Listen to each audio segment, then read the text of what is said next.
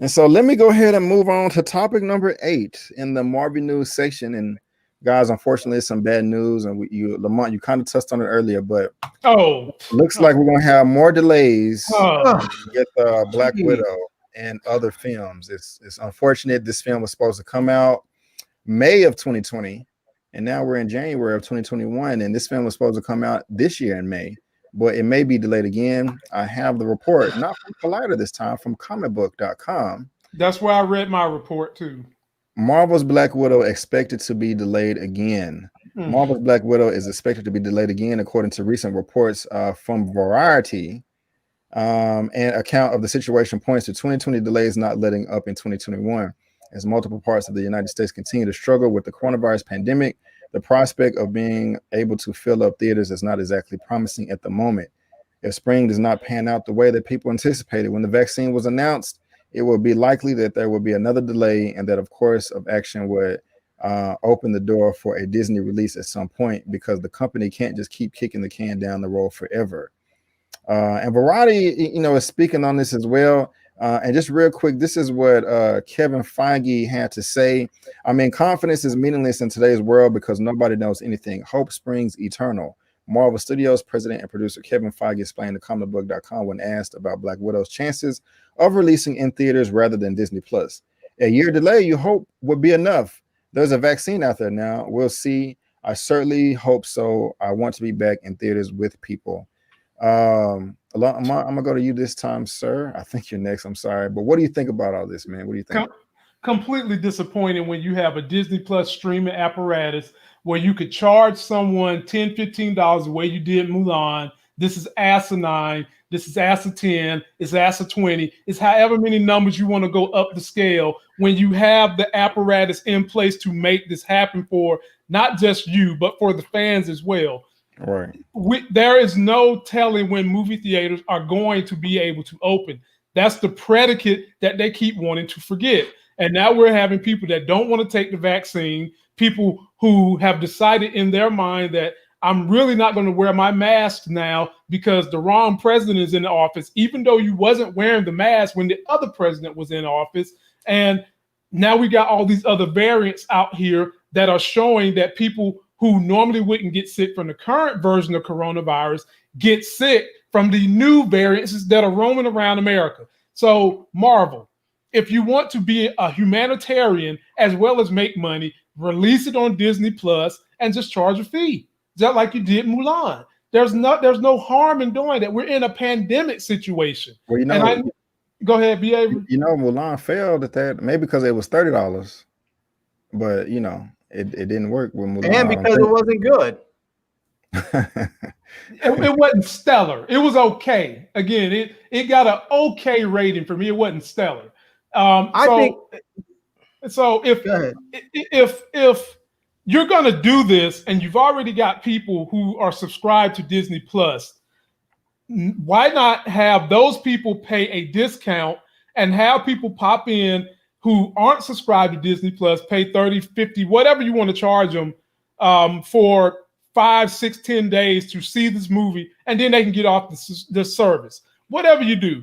But to not let this thing come out when you've kicked it down the road, I fear that the hype, pomp, and circumstance is just going to flame out if you don't go ahead and release it. And not to mention, they're already talking about pushing back other movie properties till fall. And I can just tell y'all right now, we're still not going to be done with coronavirus in the fall.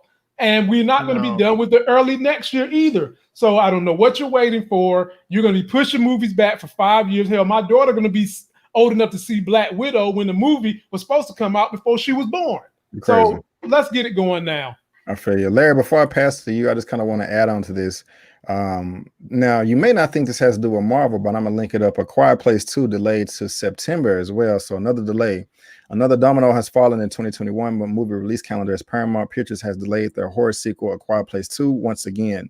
Originally, this was supposed to be released in March of last year, and then the studios pushed it to September 2020, and then it was delayed again to April 2021. But now it looks like it's going to be pushed to September the 17th. But they did say that it should be noted that Paramount's insistence on releasing Quiet Place 2 part in theaters is actually a great sign. Though fans are undoubtedly eager to watch it now and will perhaps be willing to pay to watch it in theaters, the studio clearly has faith in the future and thinks that it will stand the best chance of making money from it by releasing it in theaters. And so another thing about this to me, though, is John Krasinski is the director of the first film. You know, and his wife is Emily Blunt in real life and in the movie. And the way I was just kind of linking this to Marvel too is I want both of them to be Mr. Fantastic and Sue Storm. I do it. You know what I'm saying? I do it. You know, because you know they Fantastic Four. You know what I'm saying? So, but didn't they offer them a contract, B. Abe? I thought they offered them a contract. No, not yet. It's just been speculation. Okay. You know, but Larry, what you think about all this, man? You know, A Quiet Place 2 being delayed, Black Widow possibly being delayed. What you think? I mean, the more I hear about these people trying to force people into the theaters, the more I'm hoping for their movies to fail. I think it's horrible. I think trying to force people back into an enclosed room where they're going to get coronavirus and risk spreading it around to other Americans and killing other people, I think it's as anti-American as you can get. And so when I think about these people trying to force people into a theater so that they can make money, I hope their ventures fail. And I don't generally hope for anything bad for people, but I hope their ventures fail miserably so that people will stop trying to force people into movie theaters. We're not ready, period. People, I mean, we still are trying to get people to wear masks. I mean, they're just now talking about ramping up the Defense Production Act so they can get people N95 masks. So there's enough of them that they can get everyone to wear N95 masks so that maybe we can knock this thing down and then get back to the theaters, you know? But the reality of it is that to try and force people back into a theater so that you can make money or so that you can have your ego stroked because you're thinking, oh, my movie is so big and so glorious. It needs to be shown on an IMAX screen or it needs to be seen on the big screen. You can't fully appreciate all of my glory unless it's on a big screen. Man, that is just as anti-American and sickening as one could be. I mean, you're willing literally to put people's lives at risk. And, you know, not even the people that are going to see it, but everybody else around them that comes in contact with them. You're putting all those other people's lives at risk because you want your little movie shown in the theater. I mean, that's just petty and wrong. And, I mean, if you want to push this thing back indefinitely, push it back. But let's just be real. If you're a filmmaker, put it out there.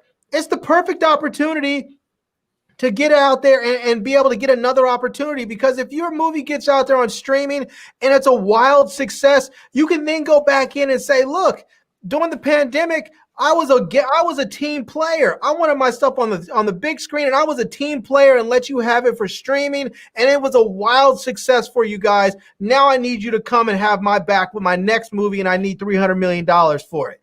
And if it tanks, then you simply say, this movie would have done great if it wasn't for the pandemic and it was on the big screen. It was only tanked because it had to go straight to streaming and no one was able to pay. You know, people weren't willing to pay to watch this stuff on demand. It's, you know, that whole system's not set up. You can blame it on there.